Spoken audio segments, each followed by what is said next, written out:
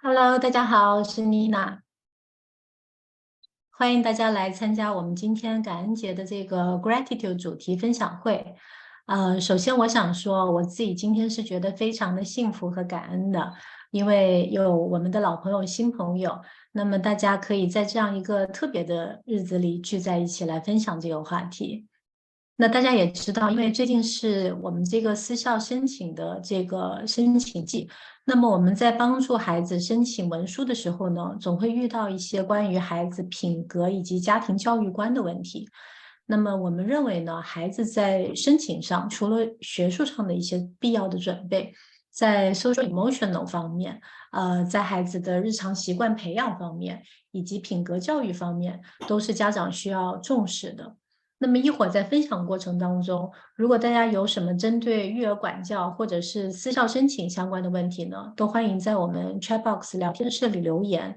那我们最后也会安排 Q&A 的时间来给大家答疑。那么有经验的家长也非常欢迎大家来分享大家的经验。接下来请允许我简单的介绍一下我们一星球教育。一星球教育是创办于美国加州的。我们旨在为海外的华人家庭呢提供最优质的语言和学科类的在线课程。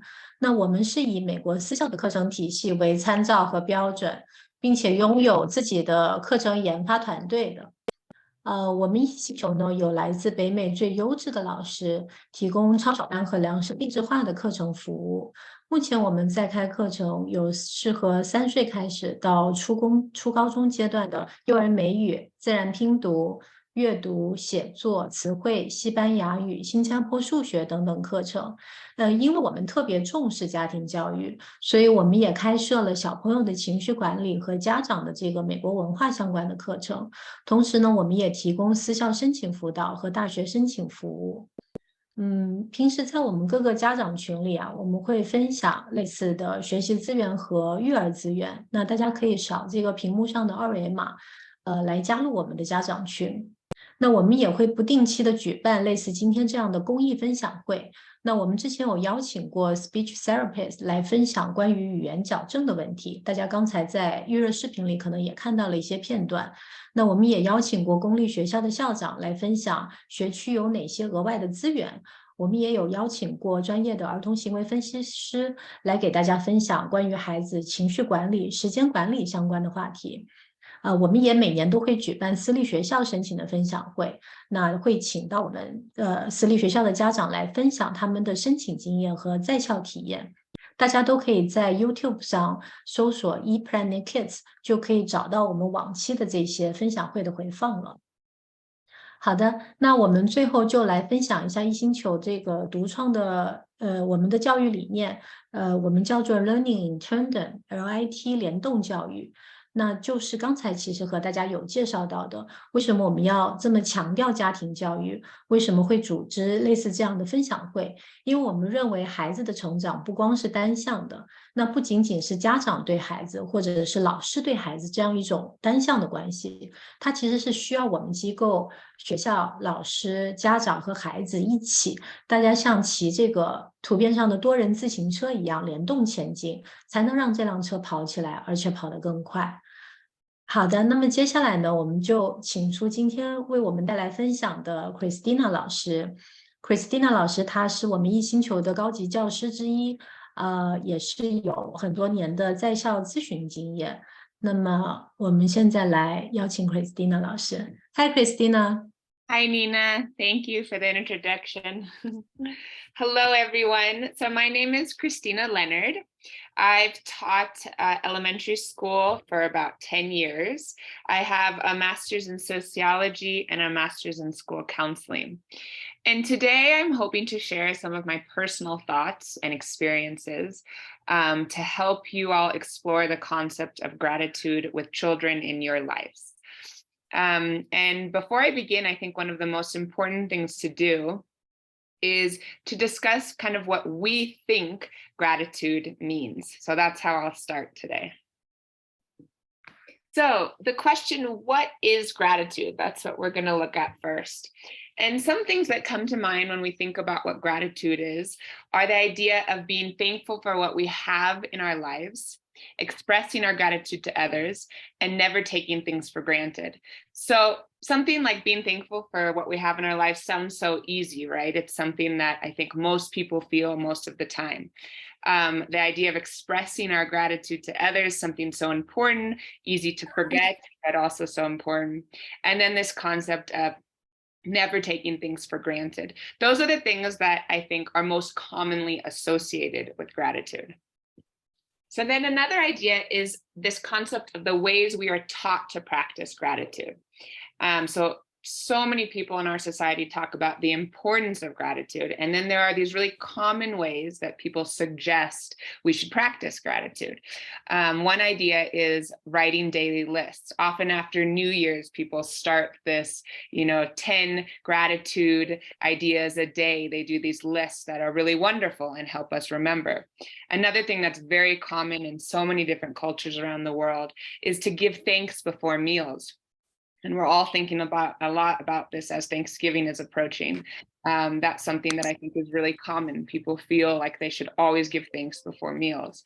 And finally, something as simple as saying thank you to others. So these are all wonderful practices, very common. But today we're also going to talk about other ways that we can help our children practice gratitude.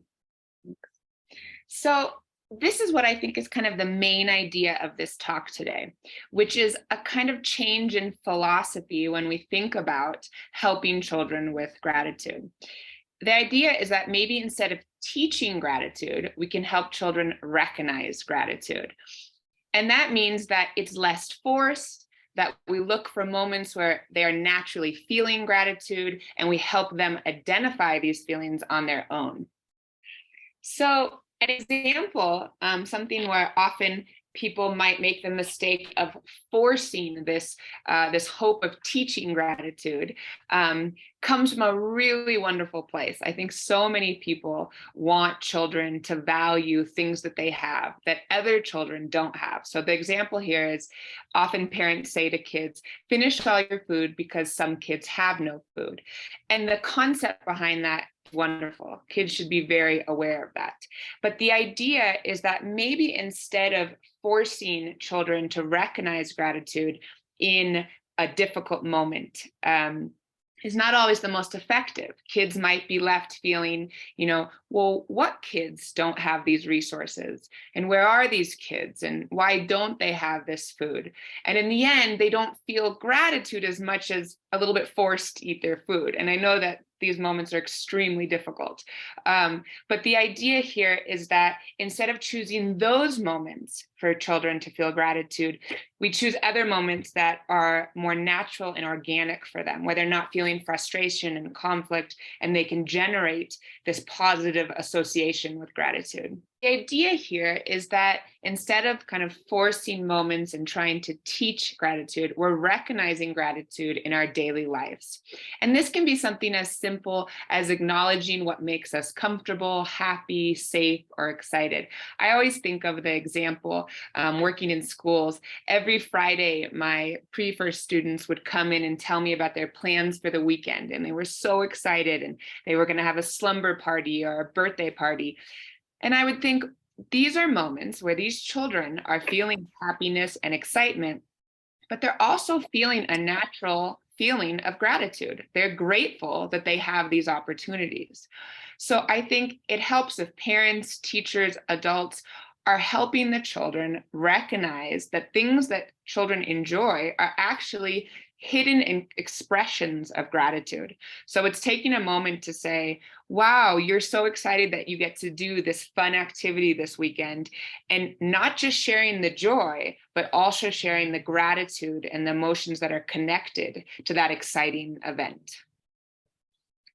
This is a quote that I think is a really wonderful reminder for adults and children alike about gratitude. It says, "A gracious acknowledgement of all that sustains us, a bow to our blessings, great and small." And I think this speaks to the idea that it's these everyday little things in life that actually teach us something about gratitude, that there's always things that we can find in our everyday life to be grateful for.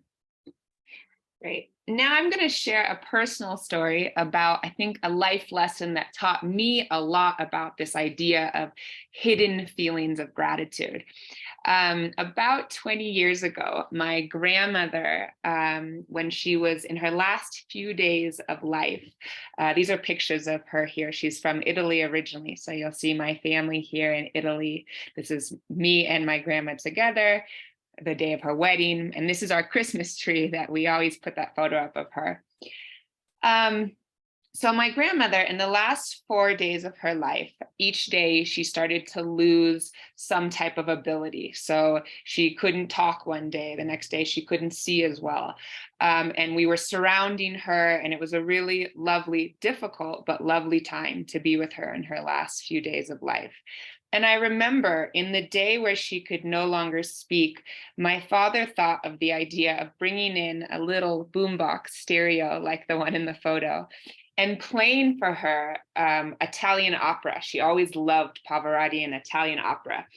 And in that moment, my dad played one of her favorite songs, Nessun Dorma, and my grandmother listened and she began to cry. And it struck me in that moment, I had never thought about this prior, that my grandmother was not just saying goodbye to family members, to my dad, her son, to her grandchildren, but she was also saying goodbye to the things that she loved in life. So her passions, her interests, her hobbies, things that she had loved.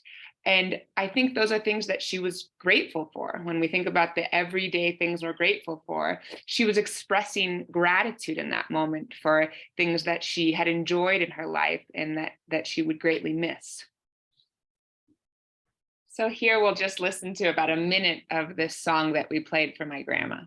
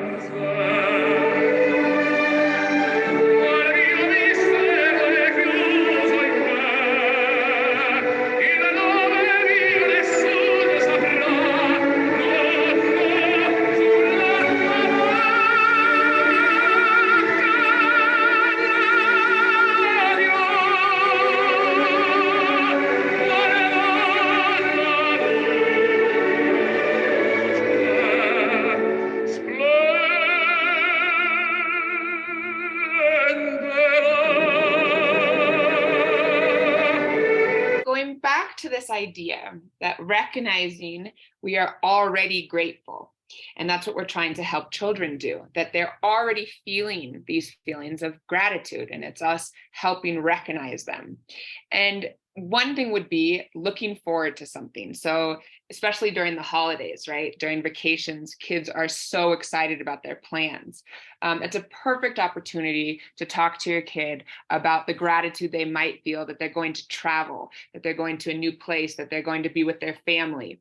Which brings us to the next one, this idea of being with friends or family. That's something so simple and most people in the world are able to do, but it's really wonderful to have kids talk about why they feel grateful for that. So again, it's things that they're excited about, and they might be really simple everyday things that they can recognize they feel gratitude for. Another thing is something like so basic as feeling safe. So often kids will describe one place they've went that they feel less safe, another friend's house where they feel more safe. Talking to them about that distinction, saying to them, what makes you feel the safety at another place? And the gratitude they might feel about being able to go somewhere where they feel safe. All of these are inherent expressions of gratitude, and they're conversations we have, but the idea is pulling out the gratitude from those moments, from conversations you're probably likely already having with your children. So here it says helping kids recognize that they're already feeling gratitude every day. And essentially what we're doing with kids is redefining gratitude. So it's finding these ways that kids don't normally think that is associated with gratitude. It can be something that they're excited about, and suddenly you're connecting it to gratitude, and they start to see gratitude as something different than what they saw before.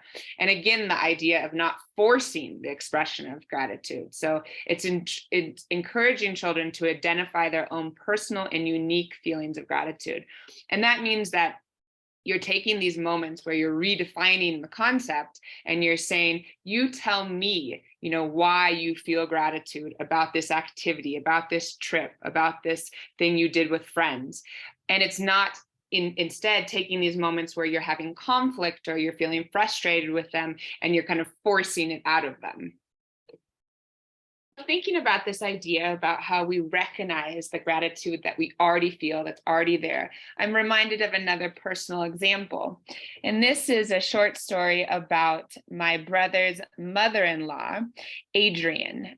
So about a year ago, Adrian was diagnosed with pancreatic cancer. She was given 3 months to live. It was horrendous, horrible news for our family. And immediately my brother and sister-in-law said to Adrian, what do you want to do with your time? They often go to Hawaii after Christmas, and they proposed the idea of a month-long trip to Hawaii. They said, let's extend this trip. Let's do something special with the time you have left. And Adrian's response was that what she wanted to do instead with her remaining time was the things she does every day. So she wanted to hang out with her grandchildren, my niece and nephew, who you'll see here in photos. She wanted to walk with her children, her 2 daughters. She wanted to see the people she normally sees. She didn't want to go on this exciting trip to Hawaii for a month. She wanted to do the things she normally does every day. And I think that speaks so much to the idea that we feel so much gratitude for things that we do every day that we're so used to, that feel so normal, daily activities. But underneath it, when you're put in a situation like Adrian, you might recognize how valuable those things are to you. Adrian passed away last month of pancreatic cancer, but she spent the last year of her life doing what she'd always done and enjoying the people she loved.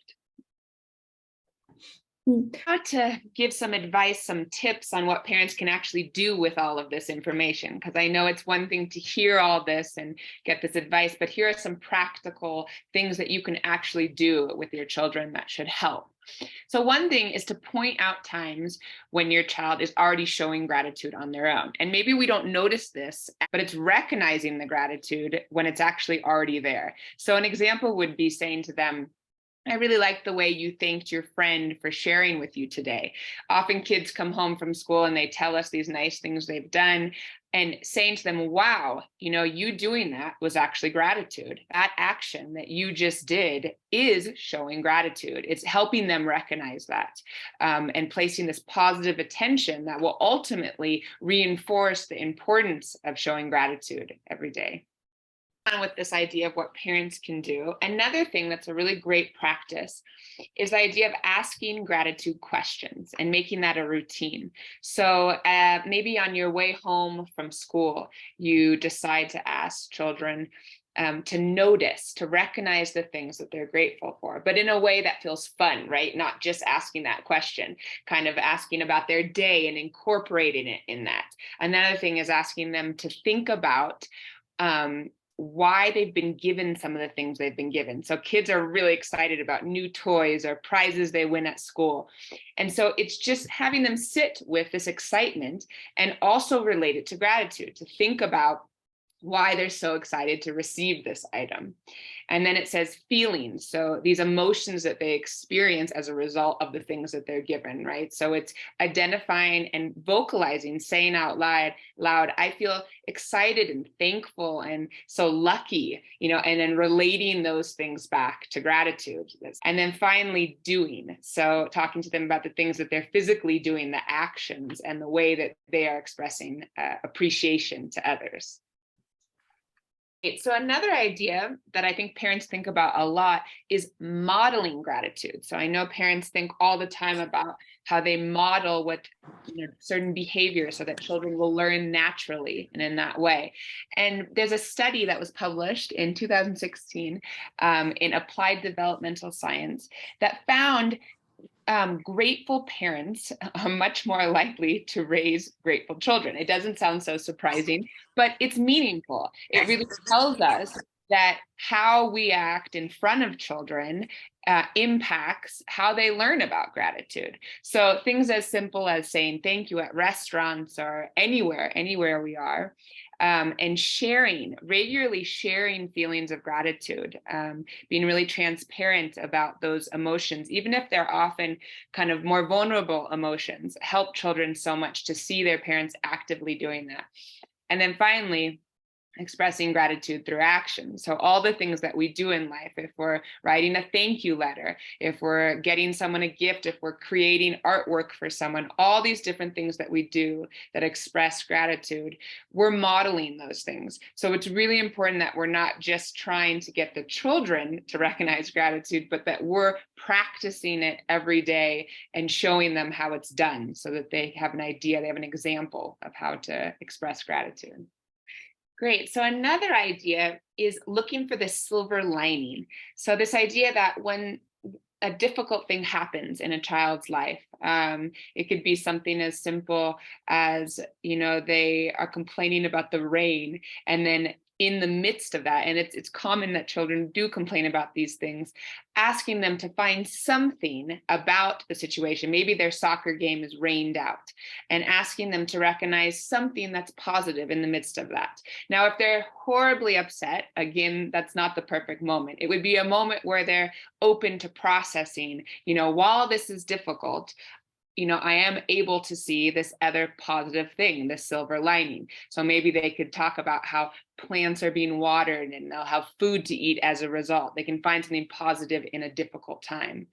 Another thing is pointing out how to be grateful for what you had, even when it's no longer here. So this happens when, children lose pets, right? That can be a wonderful learning experience for a child, but an extremely difficult thing to go through. And gratitude helps us recognize that, while we feel so much sadness that we lost this, maybe it's a fish that's passed away, we're so thankful and grateful that we had 6 months with this fish. So it's in these moments that every child goes through. Great. So another thing that can be really helpful is establishing projects, right? So you can create a family gratitude project. You're establishing rituals that might include some type of project where you're taking the time as a family to talk about gratitude. And again, the key idea here is you don't really want the children to think that the whole idea is about gratitude. You want them to go in feeling excited and this is something fun. And the examples we have talked about are doing a family bulletin board or creating a gratitude jar where kids every day put something in the jar that they're grateful for. They write something, they put it in, and the whole family does this. And then maybe they play a game of charades, acting it out, or they talk about it together. They make it a game. So the concept is that kids are having fun. They're doing a family activity, but they're celebrating gratitude. And it's happening kind of discreetly so that they don't feel like there's this force upon which they have to talk about it. The main idea is that they don't feel like it's a chore, right? The more that they feel like sharing and talking about gratitude is a chore, the less likely they're going to do that naturally.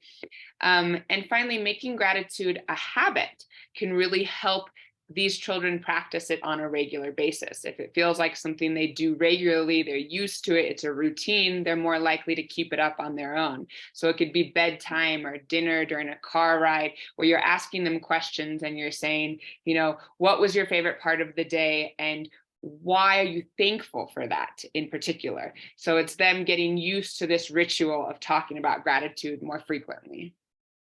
So another idea is how parents can speak honestly about difficult situations. And this is particularly difficult, this tip, this advice. because often parents, I think, shy away from discussing some things with kids because we think they're not ready, they can't emotionally understand it, intellectually understand it. But sometimes it's really helpful to be transparent about difficult situations with kids because it allows them to naturally generate this feeling of gratitude. So an example would be a child might have questions about difficult situations regarding people in their lives, regarding health issues. Kids are actually quite perceptive. They notice those things. If they know someone in their life is struggling with cancer or some kind of disease, it's actually really helpful to honestly and transparently talk about these topics with kids. The same is true if they notice kind of a difference in economic class, right? They might notice that some children that they spend time with have more resources and others have less. Those are perfectly natural conversations to have, even though they're difficult. And they're important because children then start to feel a sense of gratitude for what maybe they have, health or resources, as a result of having these conversations. So it helps them feel it organically, even if it's a difficult conversation. Tip we have regarding what parents can do is maybe the most difficult, and equally possibly the most important, and that is allowing for ungrateful moments. That means that children need the moments where they can express frustration or sadness, and they can process a difficult experience. The reason why this is so important when we think about the idea of gratitude is that they need to feel both the really difficult emotions in order to feel the positive ones. So they come together. It reminds me of the movie Inside Out, the Pixar movie that really talks about the emotions of the child, that they need sadness and anger along with joy. And that's really true with gratitude, that in order for them to feel natural gratitude, they also need the space, the safe space to feel these really difficult emotions. And it reminds me of a famous quote, lovely quote that says, "No mud, no lotus." So the idea with the lotus is that you have to get through all the yucky, dirty, difficult part, the mud, to bloom and see the beauty and the joy and the wonderful part of life. And children really need to be allowed to be human. They need to be able to feel all of these emotions in order for gratitude to come more naturally to them. We have also some recommendations about some books that you can share with your children. These are popular books on gratitude that you can find easily online, but this is a wonderful practice, something you can do. You can read with the children at night, and it helps them recognize gratitude in the setting of a story, which is more exciting. So there's Last Stop on Market Street, A Chair for My Mother, Those Shoes, When Stars Are Scattered. And each of these books has as a theme gratitude. And this would be another way to really have them enjoy a story and feel kind of distracted by the fun of the book, but then asking them at the end to recognize why gratitude was a part of this story and what they felt about that.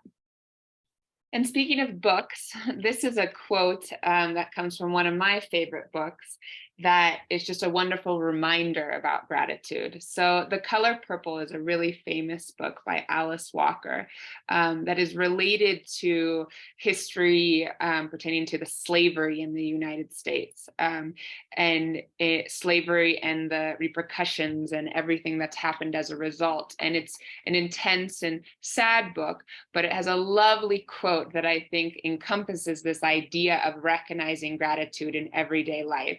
And that is, I think it pisses God off if you walk by the color purple in a field somewhere and don't notice it.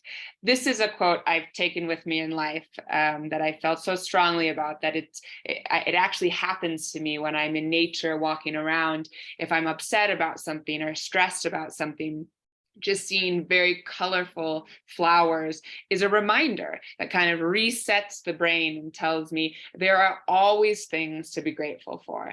And I think this is a lovely quote that reminds us all that we can always be looking for those. School I worked at in the past that had this lovely meadow with purple flowers and a place where children could go during the school day to do work. And they were surrounded by beautiful flowers in a lovely setting. And this just reminds me of that quote from the book. Finally, something else quite personal for me. I love mountain biking, and I find that it's a part of my life that really helps me have to search for gratitude. It's an extremely challenging and a little bit extreme sport.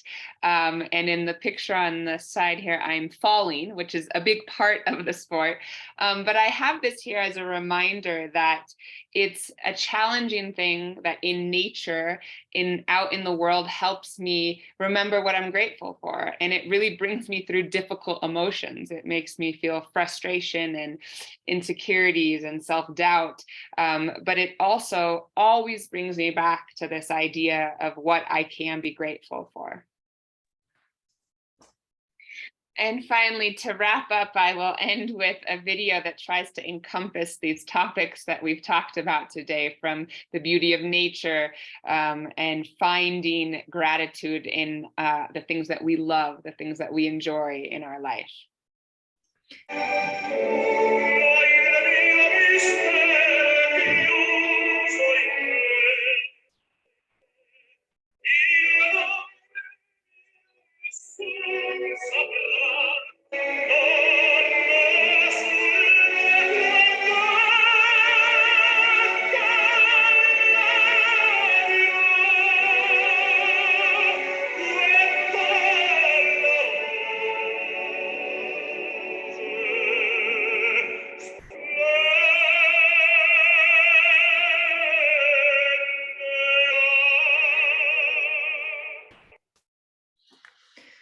Thank you for the opportunity. Thank you, Leila. Thank you, Nina. Such a wonderful organization to be a part of. And thank you all for your attention today. Hi, Miss Christina. So we have parents typing in the chat box saying the sharing is very, very good, and they feel very inspired by you. And thank you for such lovely words. And they really appreciate your sharing. Is it okay I ask a question? Yes, sure, go ahead. Okay, thank you. Well, first of all, thank you for organizing this wonderful event. And I think it's really important to teach our kids gratitude. My question is, I know my kid is like 6-7 years old. Theoretically, they understand gratitude, but a lot of times they get into this tantrum when things are not going their way. So they ask for something, they cry about it, but then they're like, oh, mommy, but I appreciate you. So how do you like reconcile that, like recognize that it takes time for them to understand, to be thankful, to find positive things in like, different situations, but at the same time, at the moment when they're screaming or yelling, kind of calm them down? I guess that's my question. Thank you.